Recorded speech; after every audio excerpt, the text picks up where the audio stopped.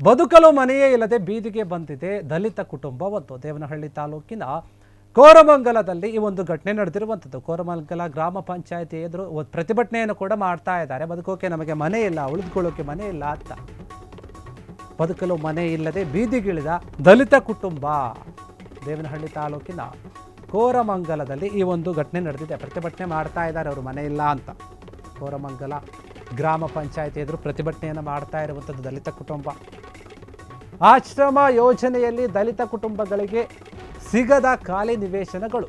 ಗ್ರಾಮದ survey number 218ರಲ್ಲಿ 200ಕ್ಕೂ ಹೆಚ್ಚು ಸೈಟ್ಗಳು ಅನುಮೋದನೆ ಆಗಿವೆ. 200 ಸೈಟ್ಗಳಲ್ಲಿ ಕೇವಲ 9 ಸೈಟ್ ಮಾತ್ರ ದಲಿತರಿಗೆ ಮೀಸಲನ್ನು ಇಡಲಾಗಿದೆ. ಈ ಅನ್ಯಾಯದ ವಿರುದ್ಧ ಗ್ರಾಮ ಪಂಚಾಯಿತಿ ಮುಂದೆ ದಲಿತರು ತಮ್ಮ ಆಕ್ರೋಶವನ್ನು ವ್ಯಕ್ತಪಡಿಸ್ತಾ ಇದ್ದಾರೆ. ಜನಸಂಖ್ಯೆ ಮತ್ತು ಒಳ ಮೀಸಲಾತಿ ಆಧರಿಸಿ ಸೈಟ್ ಹಂಚಿಕೆಗೆ ಆಗ್ರಹವನ್ನು ಮಾಡ್ತಾ ಇದ್ದಾರೆ. ಕೂಡಲೇ ಶಾಸಕರು ಮಧ್ಯಪ್ರವೇಶಿಸಿ ಸಮಸ್ಯೆಯನ್ನ ಬಗೆಹರಿಸಬೇಕು ಅಂತ ಪಟ್ಟು ಹಿಡಿದಿದ್ದಾರೆ ಅಲ್ಲಿನ ಜನರು.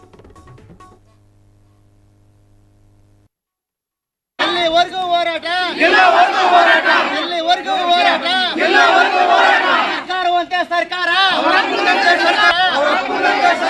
ಕಾನೂನಂತೆ ಕಾನೂನು, ಕಾನೂನಂತೆ ಕಾನೂನು ಬೇಕೇ ಬೇಕು, ಬೇಕೇ ಬೇಕು. ಎಲ್ಲಿವರೆಗೂ ಹೋರಾಟ, ಎಲ್ಲಿವರೆಗೂ ಹೋರಾಟ. ಸರ್ಕಾರವಂತೆ ಸರ್ಕಾರ, ಸರ್ಕಾರವಂತೆ ಸರ್ಕಾರ.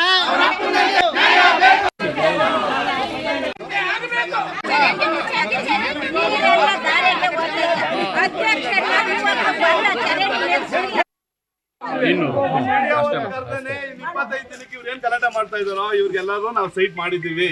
ಈಗ ಇವ್ರು ಹೇಳಿದ್ರಲ್ಲ 25 ಎಕರೆ RTC ಇದೆ ಅಂತ, ಅದ್ರ ಪಕ್ಕದಲ್ಲಿರೋ ಜಾಗ ಎಲ್ಲ ಇವ್ರದೇ.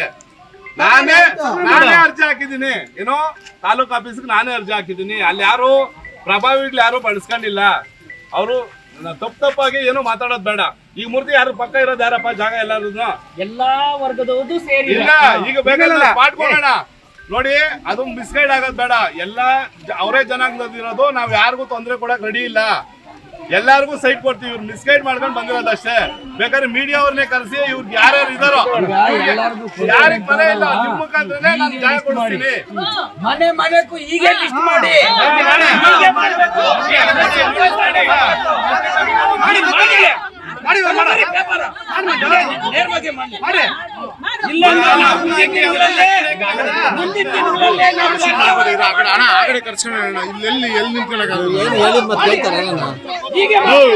ಗ್ರಾಮ ಪಂಚಾಯತಿ ಈ ದಿನ ನಾವು ಪ್ರತಿಭಟನೆ ಮಾಡ್ತಾ ಇರೋದು ಉದ್ದೇಶ, ನಮ್ಮ ಗ್ರಾಮದಲ್ಲಿ ನಮ್ಮ ಮಾದಿಗ ಸಮುದಾಯಕ್ಕೆ ಹೆಚ್ಚಿನ ನಿವೇಶನಗಳನ್ನು ಹಂಚಿಕೆ ಮಾಡಬೇಕಾಗಿತ್ತು.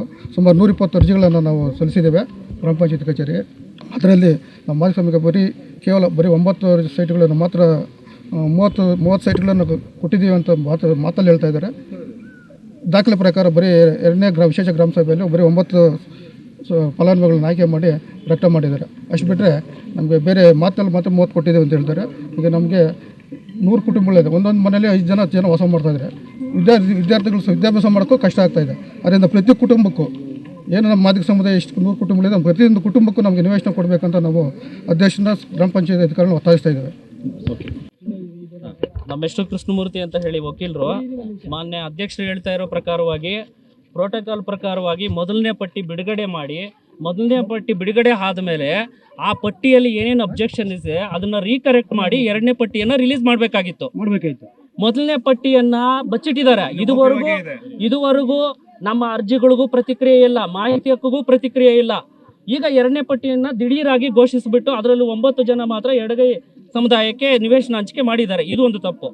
ಇದಾದ ಮೇಲೆ ಇದೇ ಚುನಾಯಿತ ಪ್ರತಿನಿಧಿಗಳು ಇದೇ ಎಡಗೈ ಸಮುದಾಯದ ಪ್ರತಿ ಮನೆಗೂ ಹೋಗಿ ಪ್ರತಿ ಮನೆಗೂ ನಿವೇಶನ ಕೊಡ್ತೀನಿ ಅಂತ ಆಶ್ವಾಸನೆ ಕೊಟ್ಟಿದ್ದಾರೆ. ಆಶ್ವಾಸನೆ ಕೊಟ್ಟ ಮೇಲೆ ಈ ಚುನಾಯಿತ ಪ್ರತಿನಿಧಿಗಳನ್ನ ಆಯ್ಕೆ ಮಾಡಿರ್ತಕ್ಕಂಥದ್ದು. ಈಗ ಇದ್ದಕ್ಕಿದ್ದಂಗೆ ಉಲ್ಟಾ ಹೊಡಿತಾ ಇದ್ದಾರೆ.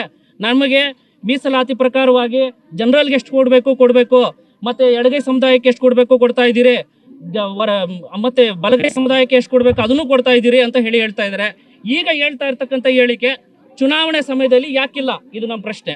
ಇದು ಷಡ್ಯಂತ್ರ ಹೇಗಂತಂದ್ರೆ, ಸರ್ಕಾರಿ ಗೋಮಾಳದಲ್ಲಿ 25 ಎಕರೆ ಈಗಲೂ ಕೂಡ RTCಯಲ್ಲಿ ಮೆನ್ಷನ್ ಆಗ್ತಾ ಇದೆ. ಅದನ್ನ ಸ್ಕೆಚ್ ಮಾಡಿಸಿ ಆ ಜಾಗ ಎಲ್ಲಿದೆ 25 ಎಕರೆ, ಆ ಜಾಗ ಬೇಕಾಗಿದೆ ಈಗ ನಮಗೆ, ಆಯ್ತಾ? ಒಂದು ವೇಳೆ 53, 57 ಫಾರಂ ಏನಾದ್ರು ಹಾಕೊಂಡಿದ್ರೆ ಒಳಗಡೆನೆ ಗುಳುಮಾಗಿ ಹುನ್ನಾರ ಮಾಡಿ 13 ಎಕರೆಯನ್ನ ಲಪ್ಟಾಯಿಸಿದ್ದಾರೆ, ಆಯ್ತಾ? ಅದು ಲಪ್ಟಾಯಿಸಿದ್ದಾರೆ. ಆ ಲಪ್ಟಾಯಿಸಿರೋದನ್ನ ಎಲ್ಲೋಯ್ತು? ಆ 13 ಎಕರೆ ಜಮೀನ್ ಎಲ್ಲೋಯ್ತು? ಇದು ನಮ್ಮ ಪ್ರಶ್ನೆ.